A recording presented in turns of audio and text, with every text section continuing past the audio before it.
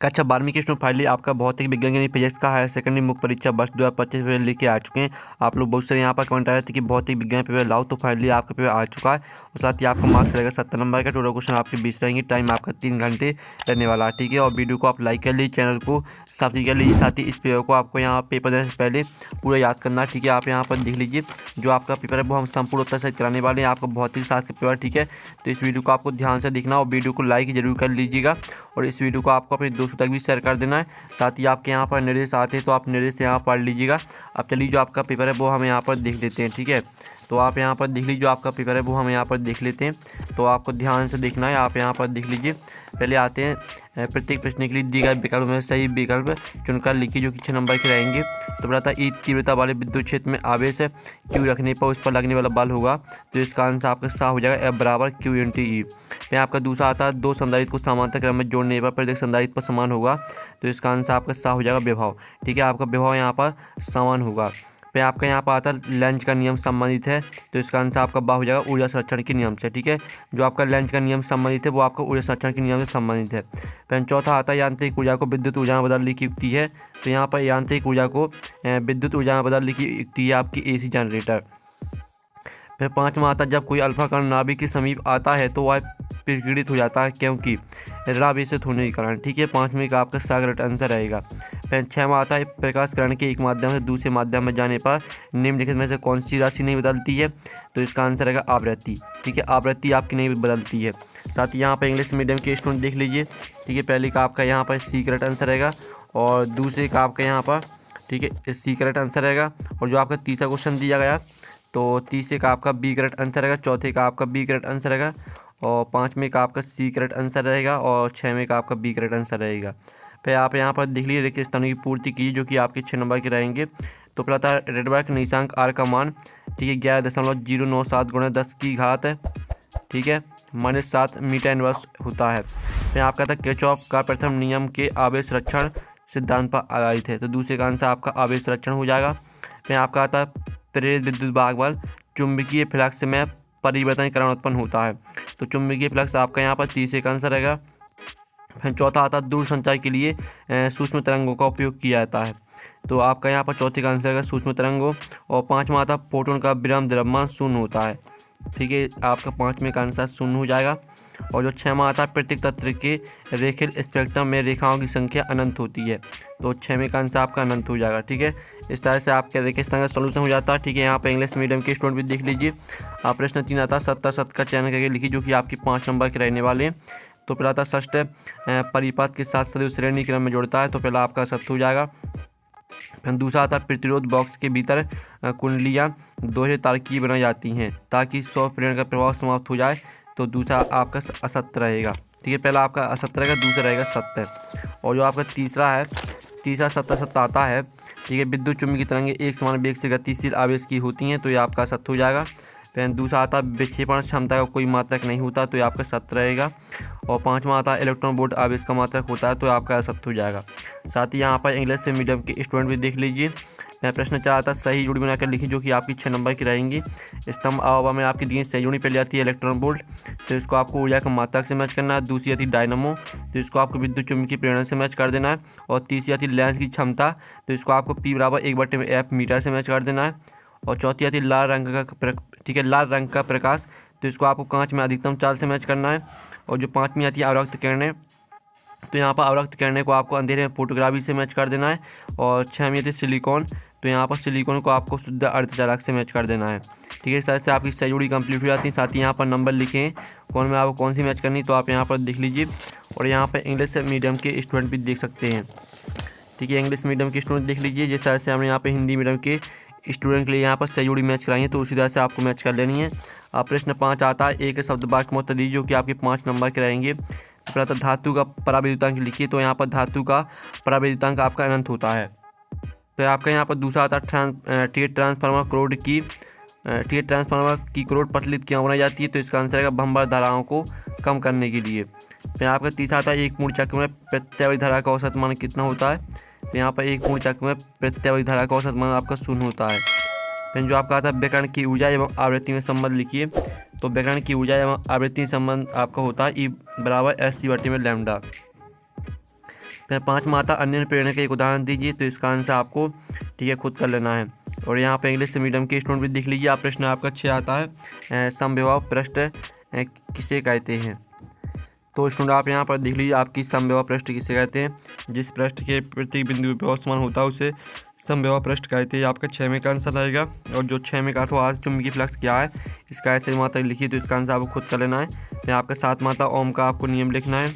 तो हम यहाँ पर ओम का नियम देख लेते हैं। तो स्टूडेंट आप यहाँ पर देख लीजिए, जो आपका यहाँ पर ओम का नियम रहेगा वो हो जाएगा, यदि किसी चालक की भौतिक अवस्था जैसे लंबाई, ताप आदि में परिवर्तन ना हो तो उसमें प्रवाहित होने वाली विद्युत धारा उसके सिरों पर लगाए गए विभवांतर के अनुपाती होती है। ठीक है, यहाँ आर एक नीतंग है जिससे उच्च चलाकर प्रत्युत कहते हैं। इस तरह से आपका ओम का नियम यहाँ पर हो जाता है। और जो आपके यहाँ पर ये मोटर गाड़ी को स्टार्ट करने पर उसकी हेडलाइट कुछ मंद क्या हो जाती है। तो आप यहाँ पर देख लीजिए, मोटर गाड़ी स्टार्ट करने पर उसकी स्टार्टर गाड़ी की बैटरी से एक उच्च धारा लेता है, अतः बैटरी में विभव पतन IR के बढ़ने से बैटरी की प्लेटों के बीच विभवांतर काफ़ी गिर जाता है, जिसका हेडलाइट कुछ मंद हो जाती है। ठीक है, इस तरह से आपका इसका यहाँ पर आंसर रहेगा। फिर आपका जो यहाँ पर दिया एम्पियर का परिपथीय नियम लिखिए। तो जो आपके यहाँ पर एम्पियर का परिपथीय नियम रहेगा वो हम यहाँ पर देख लेते हैं। तो आप यहाँ पर देख लीजिए, आपका यहाँ पर एम्पियर का परिपथीय नियम दिया गया है। इस नियम के अनुसार चुंबकीय क्षेत्र B का एक बंद वक्र C के अनुदेश रेखीय समाकलन वक्र द्वारा परिबद्ध कुल धारा I का म्यू 0 गुना होता है। ये आपका एम्पियर का परिपथीय नियम हो जाता है। और जो आपका इसका यहाँ पर अथवा दिया गया है, चुंबकीय क्षेत्र रेखाओं के 2 गुण लिखिए। तो हम यहाँ पर चुंबकीय क्षेत्र रेखाओं के 2 गुण देख लेते हैं। आप यहाँ पर चुंबकीय क्षेत्र रेखाओं के कोई 2 गुण लिखिए। ये बंद वक्र होती हैं और 2 क्षेत्र रेखाएं एक दूसरे को कभी नहीं काटती। ठीक है, इस तरह से आपके यहाँ पर चुंबकीय क्षेत्र रेखाओं के 2 गुण यहाँ पर हो जाते हैं। फिर आपका 9वां आता स्वप्रेरण और अन्य प्रेरण में आपको 2 अंतर लिखना है। तो हम यहाँ पर स्वप्रेरण और अन्य प्रेरण में यहाँ पर 2 अंतर देख लेते हैं। तो आप यहाँ पर देख लीजिए, आपका स्वप्रेरण और अन्य प्रेरण में अंतर दिए हैं, 4 अंतर दिए हैं। तो यहाँ से आपको 2 अंतर याद कर लेना है। ठीक है, इसका आप स्क्रीनशॉट ले लीजिए। और जो आपके यहाँ पर दिया प्रत्यावर्ती धारा और दृश्य धारा में आपको 2 अंतर लिखना है। ठीक है, आप यहाँ पर देख लीजिए, आपको प्रत्यावर्ती धारा और दृश्य धारा में 2 अंतर लिखना है। तो आप यहाँ पर देख लीजिए, ये आपका प्रत्यावर्ती धारा और दृश्य धारा में 4 अंतर दिए हैं। तो यहाँ से आपको 2 अंतर याद कर लेना है। अब चलिए आपके यहाँ पर देख लेते हैं 10वां क्वेश्चन। तो 10वां क्वेश्चन आता है व्यतिकरण क्या होता है, इसका एक उदाहरण लिखिए। ठीक है, तो चलिए जो इसका आंसर है वो देख लेते हैं। तो स्टूडेंट आप यहाँ पर देख लीजिए, जो आपका दिया था व्यतिकरण क्या होता है, इसका एक उदाहरण लिखिए। किन्हीं शर्तों के अंतर्गत प्रकाश के अध्यारोपण से किसी स्थान पर प्रकाश की परिणति तीव्रता परिवर्तन घटना को व्यतिकरण कहते हैं। साबुन के बुलबुले का रंग दिखाई देना। ठीक है, इस तरह से आपका इसका आंसर रहेगा। फिर आपका जो इसका अथवा दिया प्रिज्म का न्यूनतम विचलन कोण किससे कहते हैं। तो जो इसका आंसर रहेगा, ठीक है, आपका इसका आंसर हम दिखा देते हैं। तो आप यहाँ पर देख लीजिए, जो आपका इसका आंसर रहेगा, आपतित किरण बनने किरण के बीच बनने वाला कोण विचलन कोण कहलाता है एवं विचलन कोण के न्यूनतम मान को न्यूनतम विचलन कोण कहते हैं। ठीक है, इस तरह से आपका इसका आंसर रहेगा। जो आपका 11वां क्वेश्चन है, 11वें क्वेश्चन और 11वीं का अथवा का आंसर आप खुद कर लेना। फिर आपका आता है, ठीक है, रदरफोर्ड मॉडल से नाभिक के आकार का आकलन कैसे किया जाता है। और जो आपके यहाँ पर दिया गया इसका अथवा थॉमसन परमाणु मॉडल के आपको दोष लिखना है। ठीक है, तो जो आपके यहाँ पर दिया रदरफोर्ड मॉडल से नाभिक के आकार का आकलन कैसे किया जाता है, तो इसका आंसर देख लीजिए। ठीक है, इस मॉडल से किसी परमाणु के नाभिक के आकार का आकलन उस अल्फा कण की प्रारंभिक गति ऊर्जा ज्ञात करके किया जा सकता है। ठीक है, यहाँ पर किया जा सकता है, यहाँ तक याद कर लेना है। और जो आपके यहाँ पर दिया गया थॉमसन परमाणु मॉडल के आपको दोष लिखना है। तो आप यहाँ पर देख लीजिए, ये आपके यहाँ पर जो थॉमसन परमाणु मॉडल के दोष रहेंगे। ठीक है, आप यहाँ पर देख लीजिए, जो आपके थॉमसन परमाणु मॉडल के दोष रहेंगे वो आपके हो जाएंगे। तो स्टूडेंट आप यहाँ पर देख लीजिए, आपके थॉमसन परमाणु मॉडल के दोष दिए गए, हाइड्रोजन परमाणु स्पेक्ट्रम की व्याख्या न कर पाना और अल्फा विकिरण की व्याख्या न कर पाना। ठीक है, इस तरह से आपके दोष हो जाते हैं। फिर आपका था किसी नाभिक की बंधन ऊर्जा से क्या तात्पर्य है, और साथ ही जो इसका अथवा था क्रांतिक द्रव्यमान से आप क्या समझते हैं। तो आप यहाँ पर देख लीजिए, किसी नाभिक की बंधन ऊर्जा वह बाहरी ऊर्जा है जो नाभिक के न्यूक्लियनों को परस्पर पृथक करने के लिए जरूरी होती है। साथ ही इसका सूत्र याद कर लीजिएगा। फिर आपका था क्रांतिक द्रव्यमान से आपके समझते हैं। तो ये आपकी क्रांतिक द्रव्यमान की परिभाषा दी है। ठीक है, क्रांतिक द्रव्यमान कहते हैं, यहाँ तक पूरा आपको याद कर लेना है। फिर आपका आता किसी गोली चालक की धारिता के लिए सूत्र का निगमन करो। तो स्टूडेंट आप यहाँ पर देख लीजिए, आपकी किसी गोली चालक की धारिता के लिए आपको सूत्र का निगमन करना था। तो इस तरह से आपका इसका आंसर रहेगा। पहले तो आप इतना स्क्रीनशॉट ले लीजिए। ठीक है, और साथ ही आप यहाँ पर देख लीजिए, इस तरह से आपका 4 पाई म्यू 0 गुना होती है, यहाँ तक याद, यानी आपको यहाँ तक अच्छे से सीख लेना। ठीक है, इसका आप स्क्रीनशॉट ले सकते हैं। और जो इसका अथवा दिया संधारित्र समांतर क्रम में जुड़ी संधारित्र की तुल्य धारिता के लिए व्यंजक प्राप्त कीजिए। तो इसका जो आंसर रहेगा, वो आप यहाँ पर देख लीजिए आपका आंसर रहने वाला है। पहले तो आपको इस तरह से यहाँ पर डायग्राम बनाना है, ठीक है। और साथ ही आप इतने पहले तो यहाँ पर इतने स्क्रीनशॉट ले लीजिए, ठीक है। इस तरह से आपका जो यहाँ पर आंसर है पूरा यहाँ पर कंप्लीट हो जाता है, ठीक है, यहाँ तक। तो आप यहाँ पर स्क्रीनशॉट ले लीजिए और इस डायग्राम का भी आप स्क्रीनशॉट ले लीजिए। फिर आपका यहाँ पर दिया किरचॉफ के नियम लिखिए तथा उनकी व्याख्या कीजिए। तो आपको यहाँ पर किरचॉफ के नियम लिखना है और उनकी व्याख्या करना है, ठीक है। तो चलिए आपका जो इसका आंसर है वो हम यहाँ पर देख लेते हैं। तो स्टूडेंट आप यहाँ पर देख लीजिए आपके यहाँ पर किरचॉफ के नियम दिए गए हैं। ये आपका यहाँ पहला नियम दिया गया है, ठीक है। और साथ ही आप इनके यहाँ पर डायग्राम देख लीजिए और साथ ही आप यहाँ पर देख लीजिए आपका यहाँ पर किरचॉफ का दूसरा नियम दिया गया, तो इसका भी आप यहाँ पर स्क्रीनशॉट ले लीजिए और आपको यहाँ पर अच्छे से याद कर लेना है। फिर जो आपका यहाँ पर दिया गया है इसमें आपको, ठीक है, बैटरी की टर्मिनल वोल्टता आपको निकालनी है। तो इसका जो आंसर है वो हम यहाँ पर देख लेते हैं। तो आप यहाँ पर देख लीजिए इस तरह से आपको, ठीक है, बैटरी की टर्मिनल वोल्टता निकालनी जो कि आपकी 8.5 वोल्ट आपका इसका आंसर यहाँ पर आ जाएगा। फिर आप यहाँ पर देख लीजिए जो आपका यहाँ पर दिया गया है 16वां क्वेश्चन, किसी सेल के आंतरिक प्रतिरोध टर्मिनल वोल्टेज एवं विद्युत धारा में आपको संबंध स्थापित करना है। तो इसका आंसर भी हम यहाँ पर देख लेते हैं, ठीक है। तो स्टूडेंट जो आपका इसका यहाँ पर आंसर रहेगा वो आपका, ठीक है, इसका जो आंसर रहेगा वो आपको दिखा देते हैं। तो आप यहाँ पर देख लीजिए इस तरह से आपको किसी सेल के आंतरिक प्रतिरोध टर्मिनल वोल्टेज एवं विद्युत धारा में संबंध स्थापित करना है, ठीक है। आप यहाँ पर देख लीजिए यही अभिष्ट संबंध है, यहाँ तक पूरा आपको अच्छे से सीख लेना, ठीक है। स्क्रीनशॉट आप ले लीजिए।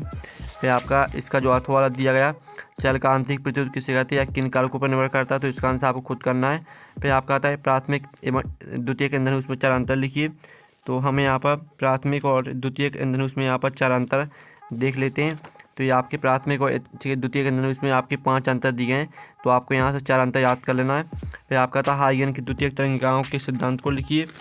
तो हम यहाँ पर हाइगन की द्वितीयक तरंगिकाओं के सिद्धांत को यहाँ पर देख लेते हैं। तो आप यहाँ पर देख लीजिए आपके हाइगन के द्वितीयक तरंगिकाओं का सिद्धांत दिया गया है, ठीक है। कार्य करता है, यहाँ तक पूरा याद करना है। फिर आपका यहाँ पर जो 18वां क्वेश्चन है इसका आंसर खुद कर लीजिएगा। 19 में जो क्वेश्चन दिया गया है, तो 19 में क्वेश्चन का आंसर हम यहाँ पर देख लेते हैं, ठीक है। स्टूडेंट जो आपको 19 में क्वेश्चन दिया गया है एक लंबी, ठीक है, सौर प्रकृति क्या है, एक लंबी परिनालिका के सौर प्रकृति का आपको व्यंजक निकालना है, ठीक है। तो जो इसका आंसर रहेगा वो आपका हो जाएगा, ठीक है। आपको दिखा देते हैं इसका आंसर रहेगा आपका। तो स्टूडेंट आप यहाँ पर देख लीजिए जो आपका प्रश्न दिया है सौर प्रकृति क्या है, एक लंबी परिनालिका के सौर प्रकृति का व्यंजक निम्नलिखित कीजिए। तो आप यहाँ पर देख लीजिए, तो आपको इस तरह से यहाँ पर इसको सिद्ध करना है, ठीक है। इतना स्क्रीनशॉट ले लीजिए, ये आपका पूरा यहाँ पर आंसर रहेगा, ठीक है। तो पहले तो आप यहाँ पर अच्छे से स्क्रीनशॉट ले लीजिए, ठीक है। आपका आंसर यहाँ पर कंप्लीट हो जाता है। और जो आपका अथवा दिया है इसका आंसर खुद कर लीजिए। 20 में क्वेश्चन का आंसर भी आपको खुद करना है। और पेपर का PDF डाउनलोड करना चाहते हैं तो वीडियो के डिस्क्रिप्शन में लिंक दी गई, तो आप वहाँ से पेपर का PDF डाउनलोड कर लीजिएगा।